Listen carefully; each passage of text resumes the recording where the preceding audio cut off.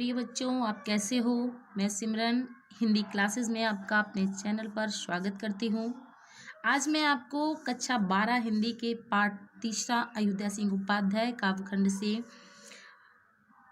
पवन दूत का पाठ पढ़ाऊंगी।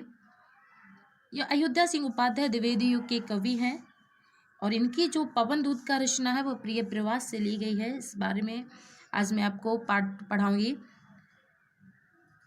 देखिए, कभी भी बच्चों को मायूस नहीं होना चाहिए। कामयाबी के लिए हमेशा प्रयत्न करते रहना चाहिए। कभी ना कभी आपको मंजिल अवश्य मिल जाएगी, तो अपने आप को कभी भी निराश नहीं समझना चाहिए। इसलिए मैं बच्चों को उत्साहित करने के लिए कुछ कहना चाहूँगी कि सामने हो मंजिल तो रास्ता न मुड़ना, सामने हो मंजिल तो रास्ता न मुड़ना, जो मन हो वह ख्वाब न तोड़ना। सामने हो मंजिल तो रास्ता न मुड़ना, जो मन हो वह ख्वाब न तोड़ना। और हर कदम पर मिलेगी कामयाबी तुम्हें, हर कदम पर मिलेगी कामयाबी तुम्हें। बस सितारे छूने के लिए, बस सितारे छूने के लिए कभी ज़मीं न छोड़ना, बस सितारे छूने के लिए कभी ज़मीं न छोड़ना। देखिएगा, आपका पवन दूत का पाठ है। देखिएगा, बैठी खिन्ना यक दिवस वह गेह में थी अकेली, आके आंसू द्रग युगल में थे धरा को भिगोते। आई धीरे इस सदन में पुष्प संधग्न को ले, प्रातः वाली सुपवन इसी काल वातायनों से। खिन मीस होता है दुखी, यक माने एक, दिवस माने दिन, गेह माने घर में, द्रग युगल माने दोनों आंखों में, पृथ्वी को, धरा मीस होता है पृथ्वी, सदन मीस घर में, पुष्प संधग्न मीस होता है खुशबू, सुपवन मीस होता है हवा, वातायन मीस होता है खिड़की, झरोखा या रोशनदान।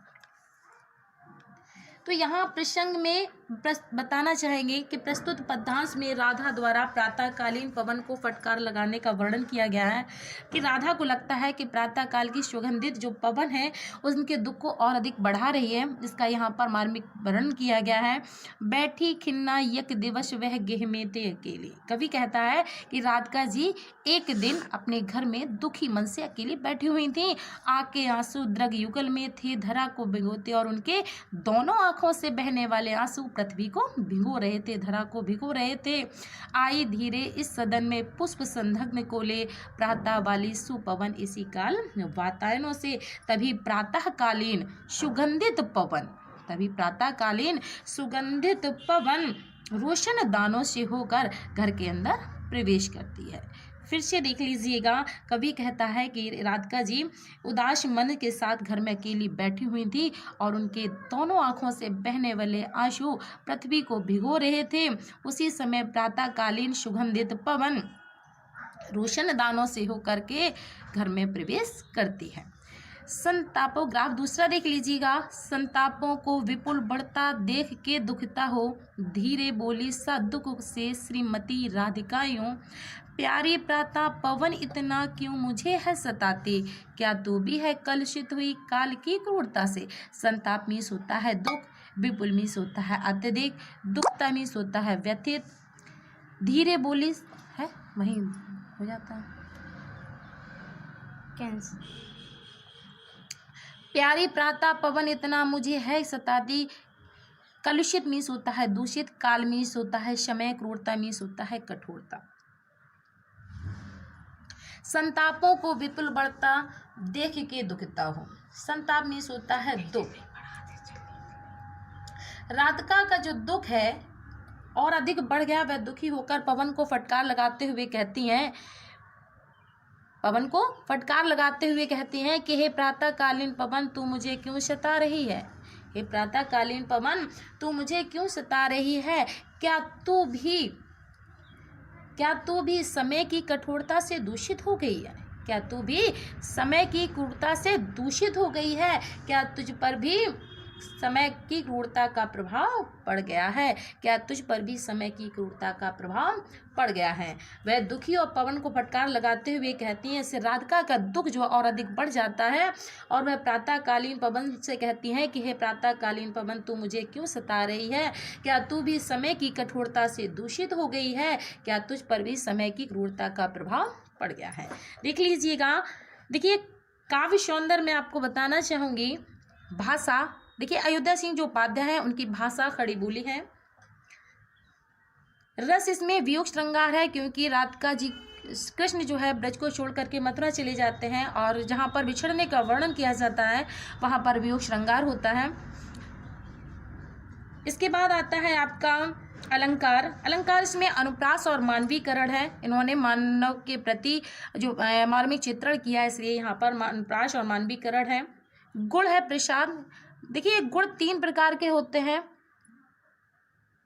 माधुर्य, प्रसाद और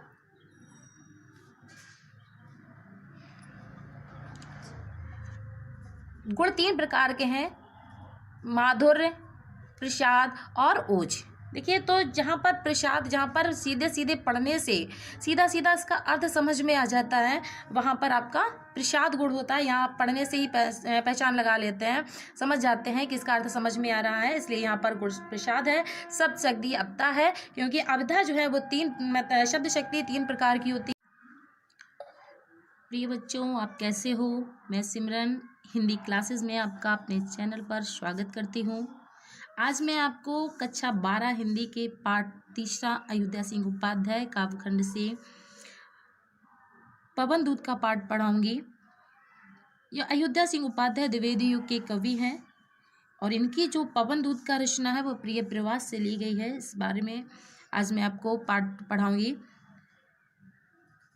देखिए कभी भी बच्चों को मायूस नहीं होना चाहिए, कामयाबी के लिए हमेशा प्रयत्न करते रहना चाहिए। कभी ना कभी आपको मंजिल अवश्य मिल जाएगी, तो अपने आप को कभी भी निराश नहीं समझना चाहिए। इसलिए मैं बच्चों को उत्साहित करने के लिए कुछ कहना चाहूँगी कि सामने हो मंजिल तो रास्ता न मोड़ना, सामने हो मंजिल तो रास्ता न मोड़ना, जो मन हो वह ख्वाब न तोड़ना। सामने हो मंजिल तो रास्ता न मोड़ना, जो मन हो वह ख्वाब न तोड़ना। और हर कदम पर मिलेगी कामयाबी तुम्हें, हर कदम पर मिलेगी कामयाबी तुम्हें। बस सितारे छूने के लिए, बस सितारे छूने के लिए कभी ज़मीं न छोड़ना, बस सितारे छूने के लिए कभी ज़मीं न छोड़ना। देखिएगा आपका पवन दूत का पाठ है। देखिएगा, बैठी खिन्ना यक दिवस वह गेह में थी अकेली, आके आंसू द्रग युगल में थे धरा को भिगोते। आई धीरे इस सदन में पुष्प संधग्न को ले, प्रातः वाली सुपवन इसी काल वातायनों से। खिन मीस होता है दुखी, यक माने एक, दिवस माने दिन, गेह माने घर में, द्रग युगल माने दोनों आंखों में, पृथ्वी को, धरा मीस होता है पृथ्वी, सदन मीस घर में, पुष्प संधग्न मीस होता है खुशबू, सुपवन मीस होता है हवा, वातायन मीस होता है खिड़की, झरोखा या रोशनदान।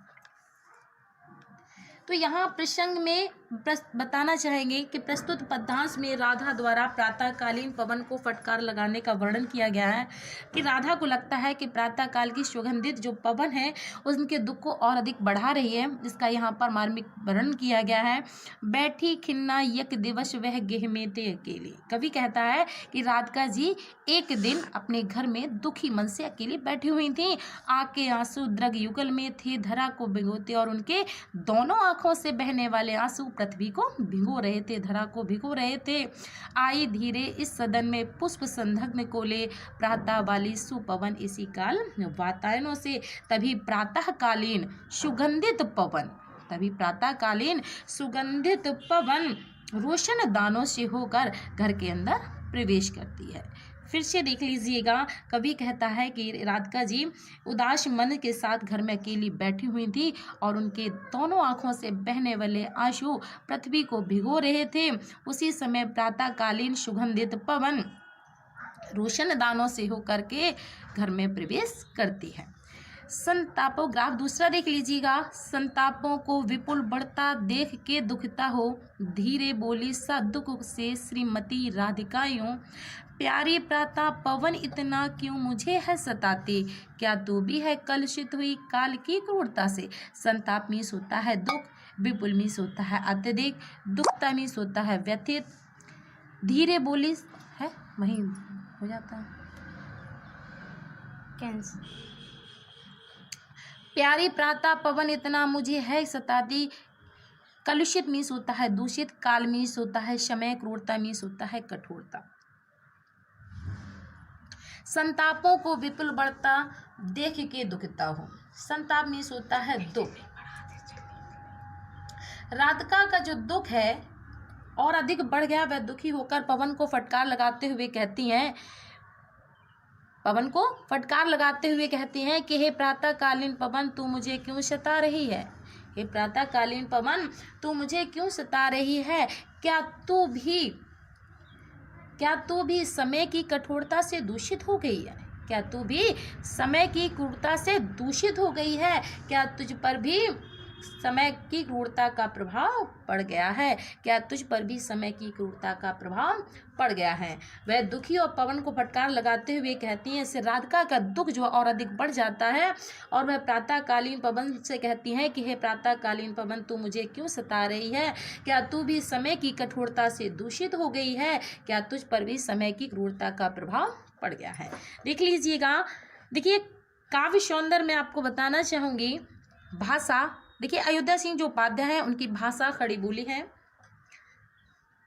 रस इसमें वियोग श्रृंगार है, क्योंकि राधिका जी कृष्ण जो है ब्रज को छोड़ करके मथुरा चले जाते हैं और जहाँ पर बिछड़ने का वर्णन किया जाता है वहाँ पर वियोग श्रृंगार होता है। इसके बाद आता है आपका अलंकार। अलंकार इसमें अनुप्रास और मानवीकरण है। इन्होंने मानव के प्रति जो मार्मिक चित्रण किया है, इसलिए यहाँ पर अनुप्रास और मानवीकरण है। गुण है प्रसाद। देखिए गुण 3 प्रकार के होते हैं, माधुर्य, प्रसाद और